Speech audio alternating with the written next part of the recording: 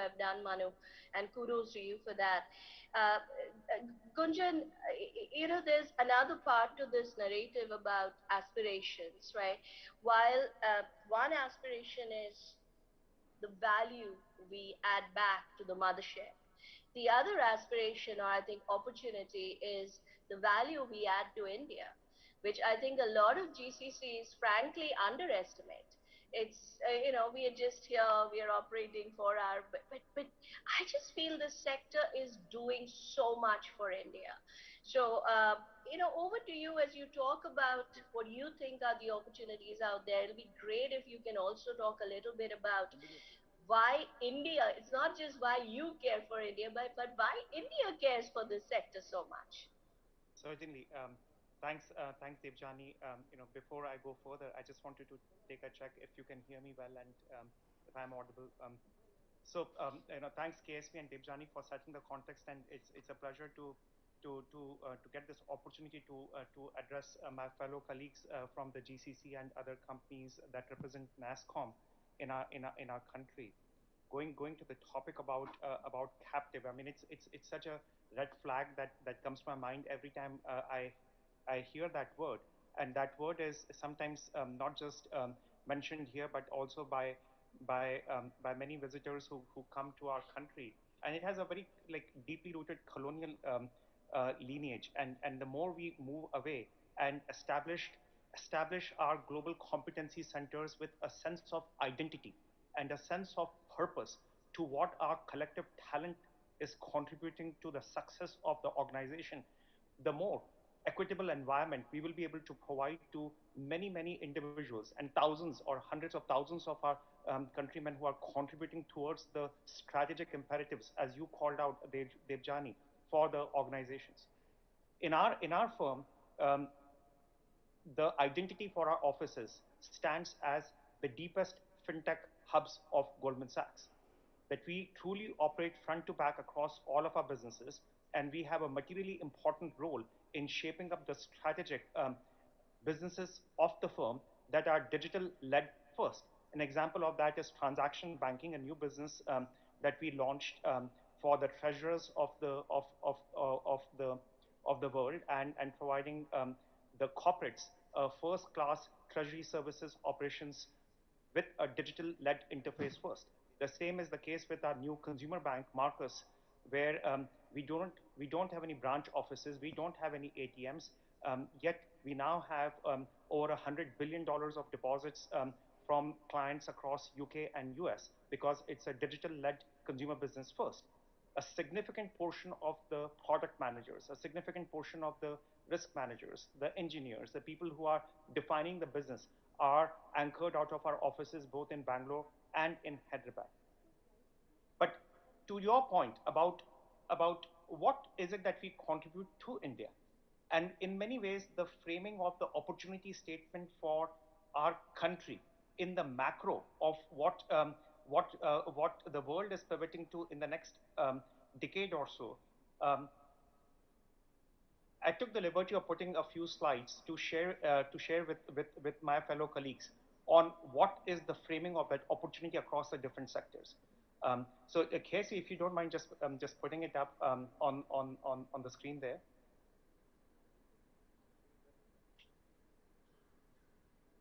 If you go to the next slide, um, Go to the next slide. all right.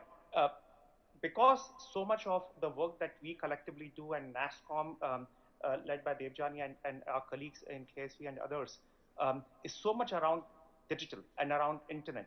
I think it's important for us to understand what is the growth that has happened in the context of internet-led economy, the adoption of internet, the consumption as well as the production of data that is coming in. And the reason why I want to say so is because that is a generational opportunity for our country.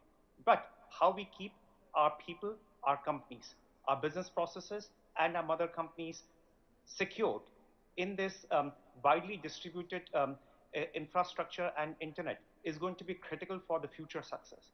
So today we have about 2.7 billion people in Asia that are online, and we make up about 53% of the global internet population. In India, we have about 650 million people. That will grow to about 900 million people by 2025. And while we are generating about 79 trillion GB of data, it's only going to have a nonlinear parabolic curve as we go across in creating data in the next few years. If you move to the next slide, I think that next slide, just indulge with me. On the left-hand side is the positioning of the biggest economies in the world tied to their GDP. So India today is about $3.6 trillion GDP, and we are pegged to go to about 6.8, 6.9 trillion GDP in 2031. This is based on Goldman's internal research. We will, at that time, become the third largest economy in the world and becoming a greater than $10 trillion economy by 2036. A significant portion on the contribution of that economy is going to come from businesses that will be disrupted via technology, not alone via big techs or not alone via deep tech companies, but every sector that we can put our hands around that has the opportunity to disrupt and to provide services and products to a country with a large demographic like ours. On the right-hand side is the growth of the GDP of our country. And in spite of the economic headwinds that the developed markets are going through, if you look at the line in yellow, that line in yellow is the growth of India's GDP over the course of the next few years. And we will be, and we will continue to be the fastest growing economy across not just the emerging markets, but across the world. And that yellow line is in many ways the projection of the growth of India's GDP. If you go to the next slide, this is an important one because that is in many ways the framing for all of us, which is what are some of the most important macro emerging trends that are transforming the world, in which we operate in working for our parent organizations, working for our colleagues across the world, for our clients, but also to what Debjani mentioned, the imperatives that are so critical for our own country, for our own people, and the contributions that our work here will contribute to these macro trends, be it the adoption of blockchain and becoming about $228 billion economy by 2028, or IoT. We will have 3 times more IoT devices in the next few years versus where we are right now. The same applies to quantum computing, and the growth in quantum computing, which is projected to grow 43% on a CAGR basis, compounded annual growth rate. And while there is only a mention of NLP, but you can extrapolate it in the context of AI, ML applications in a range of different economies and a range of different sectors. Just NLP is sized up to $43 billion in 2025. Now, peg that against the contribution that we GCCs are collectively making, which is 1% of India's GDP, about 35 billion-ish on an annualized basis.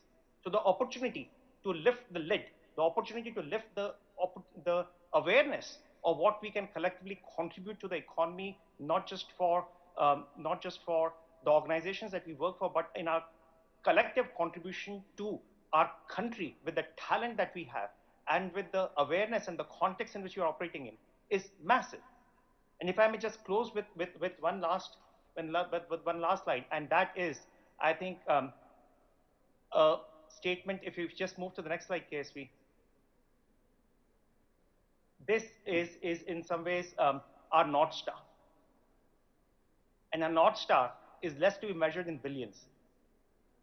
It is in hundreds of trillions, tens of trillions of dollars of opportunity in the next couple of decades that will shape the world, that will see an infusion in the capital market activities to the most important imperatives, certainly of our generation and next. Be it ESG, which will see an infusion of about $100 to $150 trillion coming in the next 3 decades, or Web 3.0, which will see an economy exploding to about $8 trillion in the next decade, and the contributions that we continue to have an opportunity to make in fintech, in edtech, in health tech, in deep tech. The list just goes on. And therefore, what we do in working with the universities, what is it that we do in grooming our people with that boldness, with that awareness, is in many ways going to be the unlocking factor for many of us.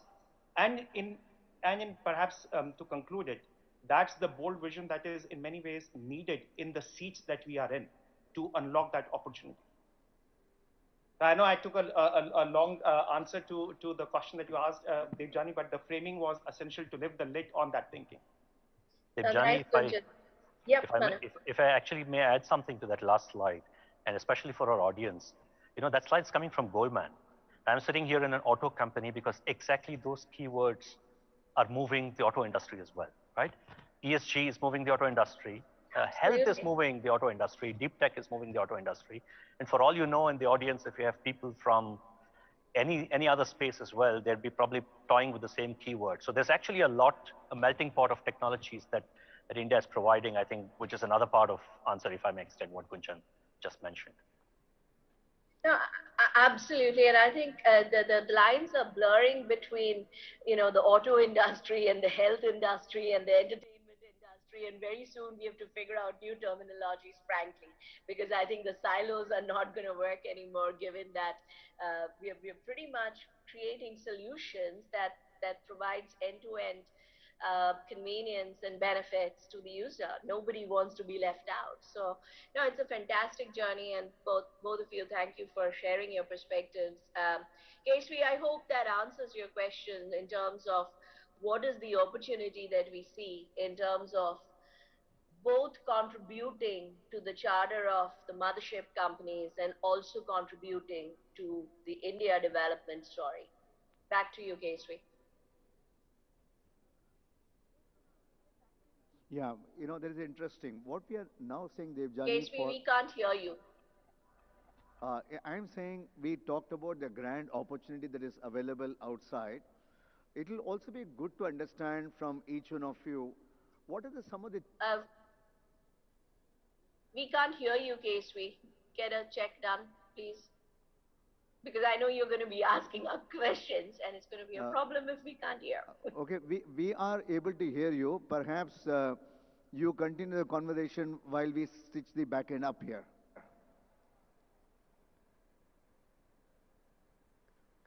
Okay. In the meantime, any question audience has got the earlier thing. Essentially, what they're saying is there's a huge opportunity be unearthed, whether in terms of future technology that is coming in, future opportunity in terms of ESG and other aspects that's coming in. It also requires we need to scale. I wouldn't say scale down. Let go. Let go. Perhaps our behavior, our attitude, our anything that's required to garner the larger opportunities available outside. That's the message we're hearing outside. Let's see if the sound system gets up to try it out. Because I know that KTR is already there, so I just want to make sure we wrap up our conversation in time. So I'll carry forward the discussion with Manu and Gunjan, and I hope you can hear us. Give me a thumbs up if you can hear us. Yeah, Devjani, are you able to hear us now? Devjani, Gunjan. We are attempting the hybrid model for the first time, so give us some time to get it perfected. Okay.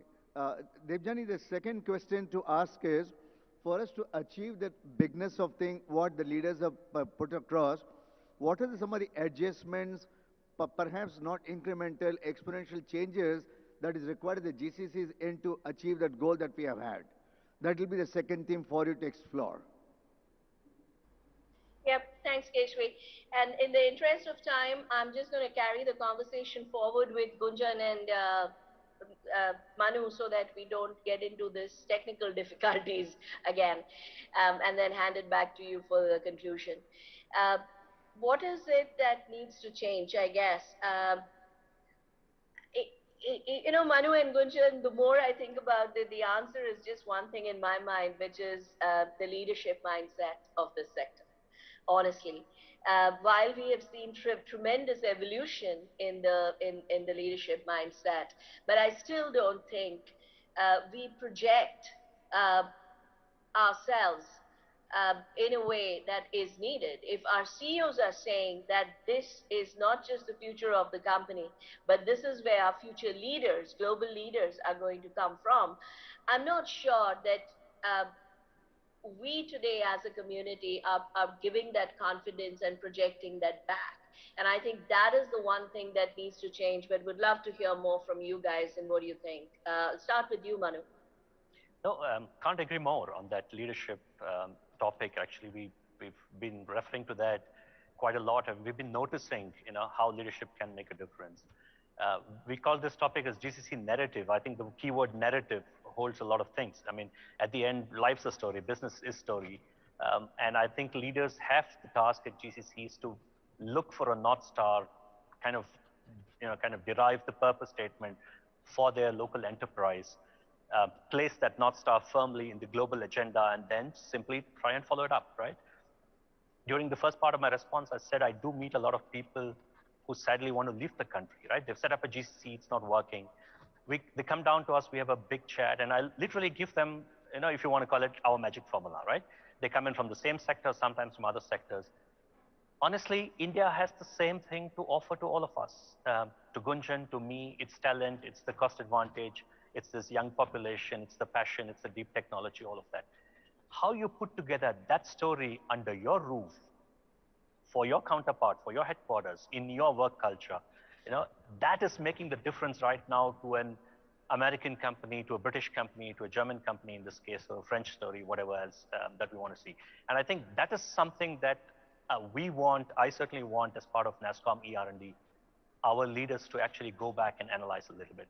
What is their story? What's their North Star? How are they placing it firmly in headquarters? And how are they putting together the equation in India towards that purpose? I think this is going to make a huge difference. This is what we work on constantly, right? I'll keep it short. I'll hand it over to Gunjan because of time. Yeah, thanks, Manu. I think you both captured the essence of lifting the lid for the organization through the expression that the leader provides and the boldness of that vision. And Devjani, you mentioned that KTR is there. I want to give an example, highlighting one of the things that we did during the pandemic with a lot of support coming from KTR, Jayesh, and their team. We were while in lockdown in the country, we had the vision and the boldness that we are going to open up a new office in Hyderabad and expand the remit of what our collective talent can provide to the firm in a global scale, because it wasn't about what is happening in 2020 or 2021. It was much more about a generational investment that we are making in the talent of the country. And the support we got from the industry bodies, the support we got from the government, that is also very unique here, which is we have harmonic ambitions. We are bound by common purpose, and therefore the ability to create that multiplicative quotient is very high. Now, when we were establishing Hyderabad office, of course, it is an extension to the work that we have been doing in the country for the last many years. But we wanted to give it a distinct identity. And in the distinct identity, we said it will be the center of excellence for consumer banking, the biggest and the most important new business of Goldman Sachs that we are launching in the world. And because there is so much that is happening in blockchain and DeFi, the global center of excellence for blockchain and decentralized finance for Goldman Sachs is based out of Hyderabad. And that in many ways is the identity that we have wrapped around our offices there. And one can say, well, it's about the identity, but it is so much about the identity. It is what gives people an equitable environment to work in on an every single day, but also allows for recognition and for reward, where location is not a binding constraint on the aspirations of people. No, brilliantly said, both of you. And I think the message is, let's not get complacent with what we have achieved. Yes, the GCC story is tremendously successful. It has shaped up beautifully, but there is just so much more to be done. I honestly believe we've touched barely the tip of the iceberg, and I guess if this conversation makes anyone in the audience a little uncomfortable in terms of thinking through what am I doing today, then I think the three of us have achieved the job and it's 30 minutes well spent. And Gunjan, you talked about Hyderabad, and I have to say that no one demonstrates that power of thinking big, big ambition, big goal, and then going and making it happen. Then what that's the way Telangana does it, and I guess that's why it's sort of become a magnet for the industry today. And KTR Garu, all I'll say is maybe one of these days you need to take a one-on-one workshop for the industry and for the leadership team to say this is how you project global leadership to the world. But fantastic talking to both of you. And once again, to the audience, we strongly believe that the best for the GCC community is ahead of us. It's not what we have done. It's not where we are today. What we have done and where we are today is all good, but there is just so much more to do. And status quo is not going to cut it. We have to rethink our strategies. We have to rethink the role that we play, both for the headquarters as well as for India. And we have to be very confident about the value that we are creating for both. We cannot undermine that. We cannot undersell that, because when you are creating value, you have to be loud and proud about it. The world is looking at India as not just an excellent hub for talent and innovation, but the world is looking at India as an excellent hub for future global leaders that will shape the charter of the technology industry. And I think we just have to own it. We have to own it and we have to deliver on it. So thank you, Gunjan. Thank you, Manu, for this conversation. Um, I hope it gives you some food for thought. And with that, back to you, KSV. Thank you all, thank you audience. As I know, I would have loved to continue more. We have an equally honorable speaker ahead with us now, Shri KTR. So KTR sir, would you like to come to stage? Would you like to say any final words to Debjani, Gunjan and Manu Salia and start your session 2? Come in, sir.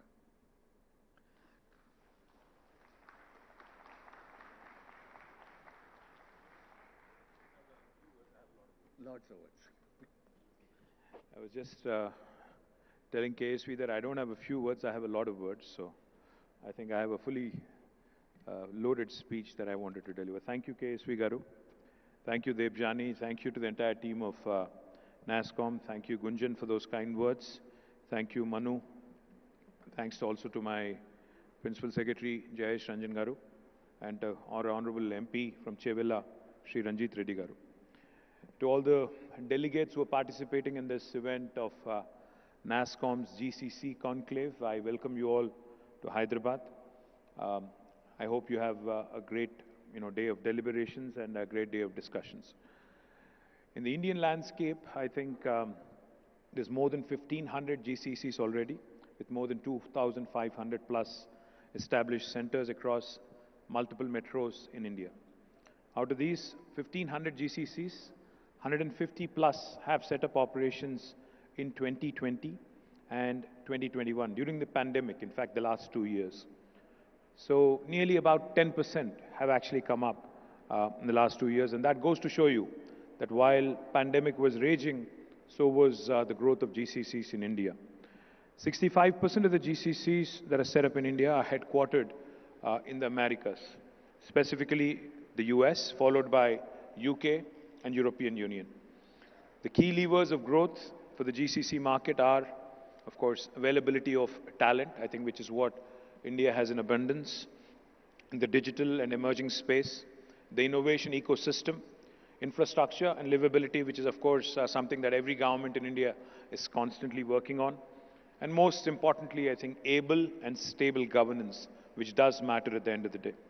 The Telangana government, the local state government here, has established centers of excellence in coordination with various industry players, academic institutions, and research organizations for creating the necessary talent pool. Hyderabad is home to T-Hub, which is the world's largest incubator and innovation engine. We have several innovation engines also along with T-Hub, called as the V-Hub, which focuses on women entrepreneurship, T-Works, which will be unveiled in August, which will be India's largest prototyping facility, Makers Lab, TSIC, the Telangana State Innovation Cell, Research and Innovation Circle of Hyderabad, which again is an institution that is set to bring about coordination between the academia and the industry and ensure that go-to-market research happens in our country. We also have established a cyber security center of excellence in partnership with the Data Security Council of India, which is an outfit of Nasscom, and METI, which is also an outfit of Government of India. We have a special wing in Telangana under our IT department called the Emerging Technologies Wing, which focuses on developing an ecosystem around the various technologies, including AI, ML, blockchain, cloud computing, data sciences, robotics, drone, additive manufacturing, by enabling adoption of these technologies across various departments, both public and private partnership, in a public and private partnership, so that we can create not only employment opportunities, but also ensure that the most talented resources are given the right kind of opportunity. Another very important enabler, which the government of Telangana has created, a few years ago, is called as the TASK. Now, TASK stands for Telangana Academy for Skill and Knowledge, for training and creating the necessary manpower for various engineering and traditional degree colleges across the state.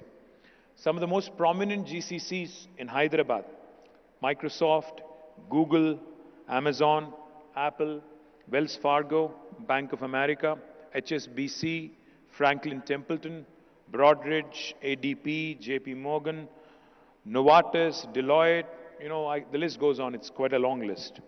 Some of the most prominent GCCs who've set up office during the last 5 to 7 years in Telangana includes DBS Bank, Pepsi, Chubb Insurance, Mass Mutual, Goldman Sachs, Swiss Re, Advanced Auto Parts, RCCM, Gap, ZF, State Street, Intel, ICE, F5 Networks, Micron, and Callaway Golf, and the list goes on also. It's an impressive list.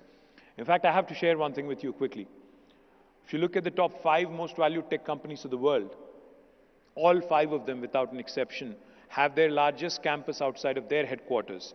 And that marquee list includes Apple, Google, Facebook, Microsoft, and Amazon. All 5 of them have their largest campus in Hyderabad, in Telangana. And most importantly, Amazon's largest campus in the world is not in Seattle, it is actually in Hyderabad.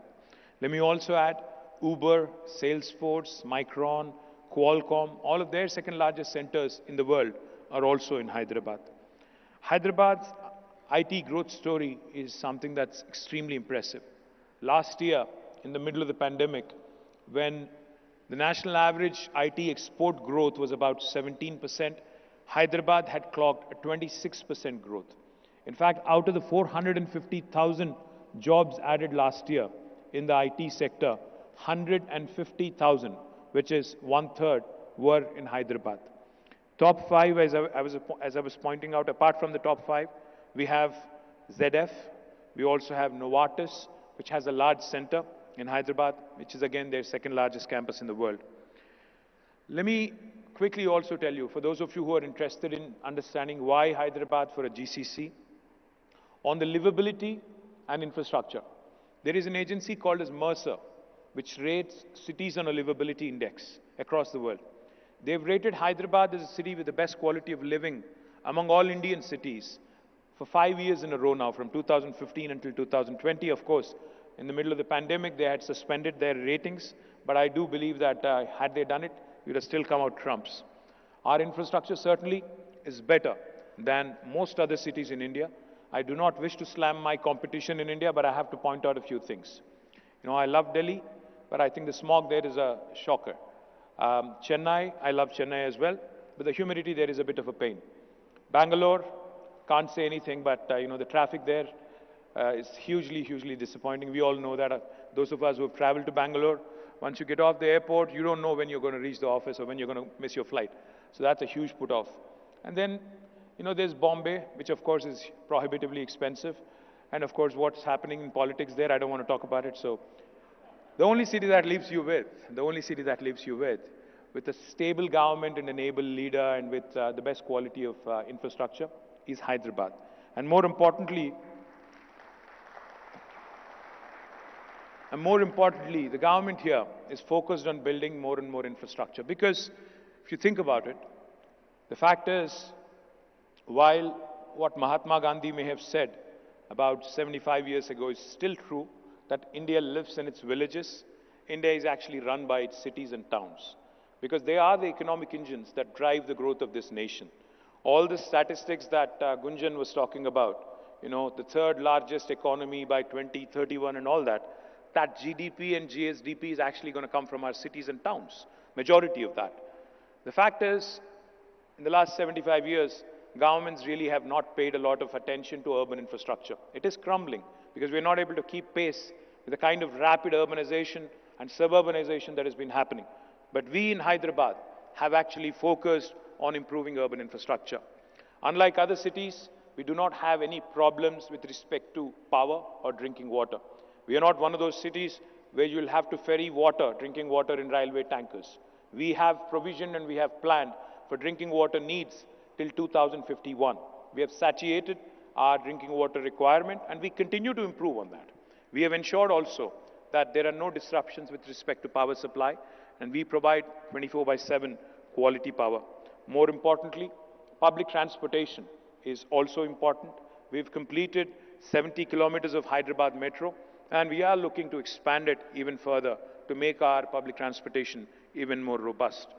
To alleviate the congestion problems in the city, we've built more than 30 flyovers in the last 5 years as part of our strategic road development program, and we continue to add more and more to that. We are adjudged, like I said, as the most livable city, and more importantly, it's not just infrastructure that's important, more important is the talent. The think force of Hyderabad, the think force of my state is something that I'm truly proud of. About 1/3 of the employees working in any IT company in India, including Bangalore, will have roots from my city, from Hyderabad. That's because of the ecosystem, the educational ecosystem we have here. We have more than 250 plus reputed engineering colleges.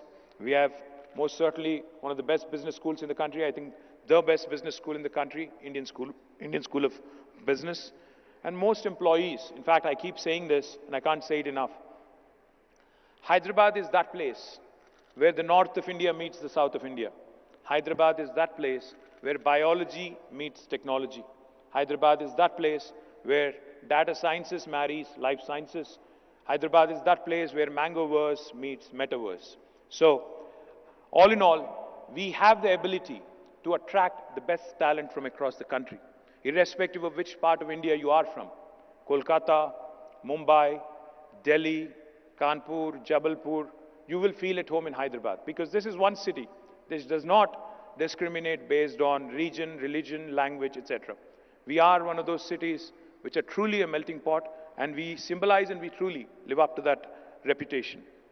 We also, in fact, as a government, have been playing a key role in ensuring that we provide the right kind of regulatory framework, right kind of policies for the industry. We released the ICT policy of Government of Telangana in 2016 and the new policy that we released in 2021 will provide you the most important framework, the most important kind of incentives for you to come and set up shop in Hyderabad in a very hassle-free kind of an environment. Now, why do I say a hassle-free kind of environment? Because in Telangana, our Honorable Chief Minister, Shri KTR, believes in ensuring that any investor who comes to the state is given a clearance in terms of building approvals, in terms of all other clearances as a matter of right. So what we have come out with is TS-IPAS, the Telangana State Industrial Project Approval Self-Certification System. For instance, you wanted to start a factory or a GCC in Hyderabad, you actually don't need a clearance from the government. You can hit the ground running, you can start construction, you can start your enterprise on day one. Simultaneously, we request that you submit an application online. Once we receive all the information, we promise us all clearances by statute in 15 days. If we do not deliver on the 15-day window, on the 16th day, it's a deemed approval again, backed by statute. No other Indian state will actually tell you this. Telangana not only has good policy framework and a good principle when it comes to ease of doing business, we also have a fantastic innovation ecosystem. In fact, the world's largest innovation incubator, T-Hub, has been unveiled on 28th, a day before yesterday, right here in the city of Hyderabad. We not only have T-Hub, like I pointed out, we have a number of other incubators, we have a number of other innovation curating agencies which work together in bringing out a holistic approach towards innovation. We have strong emerging tech wing, like I said, which covers many, many emerging technologies. And like I also mentioned, we work closely with Nasscom, AmCham, HICC, Hyderabad Software Enterprises Association, and we have taken a sectoral approach in fostering a robust ecosystem. The two good examples that I can give: we have a consortium of about 30 BFSI companies, which have together created a fintech forum for creating domain expertise, risk mitigation, and influencing policy making as well. And we are also coming out with a new entity called as the Telangana Mobility Valley. We are working with all the large OEMs, suppliers, technology companies, and global operators across the globe to create the most comprehensive mobility ecosystem in India. We will reveal more details of this, of course, in days to come, in the next week, in fact, on the 6th of July. Hyderabad also has a very unique Cyberabad Security Council, an arrangement between the police department and the IT industry that ensures elements such as security, women's safety, traffic regulations, and cyber security are taken care of in the IT corridor. We are adjudged the safest metro statistically. There are a number of stories, there are a number of anecdotes that I can share with you, that happen in the GCC world, which make Hyderabad a very attractive destination. Uber started with an initial employee estimate of about 500 people for 503 years. But they've crossed 2,000 in half the time, in 1.5 years, and they're still continuing to expand. ZF, a German multinational company in mobility space, was inaugurated in 2017, about 5 years ago, with a target employee count of 1,000 in 5 years. Today, after 5 years, I was there recently at their campus, launching a new office, and their headcount has already crossed 3,000 and it is still expanding. Similarly, DBS, that set up a GCC in 2016 with a projected headcount of 1,000 in 5 years, has already crossed 3,000, and they've opened even their retail presence here in Hyderabad. Micron, large, memory manufacturer, has set up their engineering and R&D center here in Hyderabad about 5 years ago.